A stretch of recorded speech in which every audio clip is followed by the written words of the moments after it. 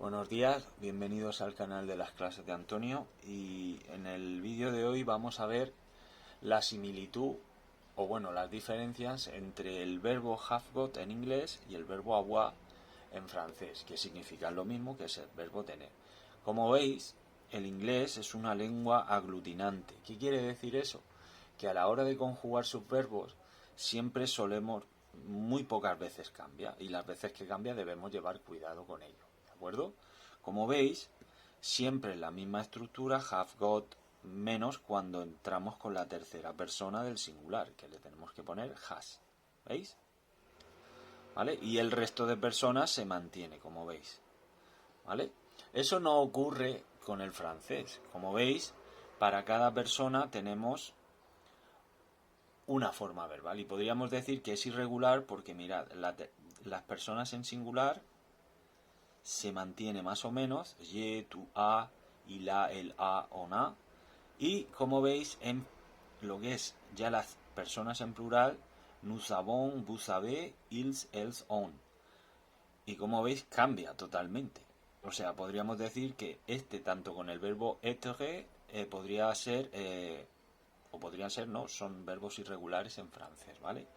¿Cómo se hace la negativa? Pues mirad, en inglés es muy fácil. Para decir que no tienes algo es haven't, y como sabéis se mantienen las personas que hemos dicho antes, y en la tercera persona del singular ponemos hasn't.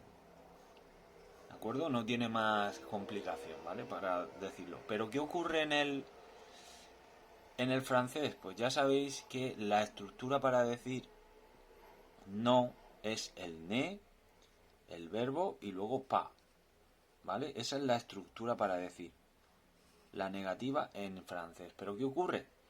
Que si el verbo empieza por vocal, tenemos que poner la apóstrofe y se pierde la e. Como veis, y se me ha olvidado la e, je n'ai pas, tu n'es pas, il n'a pas, elle n'a pas, ¿veis? Se contrae y ya se nos quedaría de esta manera, ¿vale? O sea, ¿por qué hemos hecho esto así? Pues para que veáis simplemente cómo cambia una lengua a otra.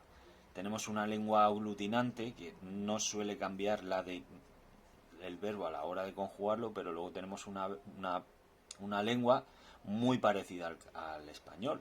¿Por qué? Porque el francés, al igual que el español, son lenguas romances y proceden del latín. Y normalmente suelen declinar sus verbos, ¿vale? Por eso a veces es mucho más sencillo el inglés en este aspecto que el francés. Pero vamos, ya veis que la diferencia no es mucha. Y como veis en estos ejemplos, decir que yo tengo dos hermanos, veis que es poner el have got porque el sujeto es I, two brothers. ¿Y cómo se diría en francés? J'ai deux frères. Como veis, la estructura es lo mismo, sujeto, verbo y el determinante y el complemento, y ya está, no tiene más. ¿Cómo sería la negativa? Pues imaginaros que ahora tenemos el he hasn't got a car, él no tiene un coche. ¿Y cómo sería en francés? Il n'est pas une voiture. ¿Qué pasa aquí? Que en francés es curioso, coche es femenino, por lo tanto tenemos que declinar el determinante también en femenino, ¿de acuerdo? Y esa es la cuestión. O sea, como aquí, al ser lengua aglutinante, muchas palabras no se declinan, pues mucho más sencillo. Pero aquí tenemos que llevar mucho cuidado siempre que tengamos el masculino o femenino, ¿de acuerdo? Ya en el siguiente vídeo os explicaré lo mismo, pero con el verbo to be o el être.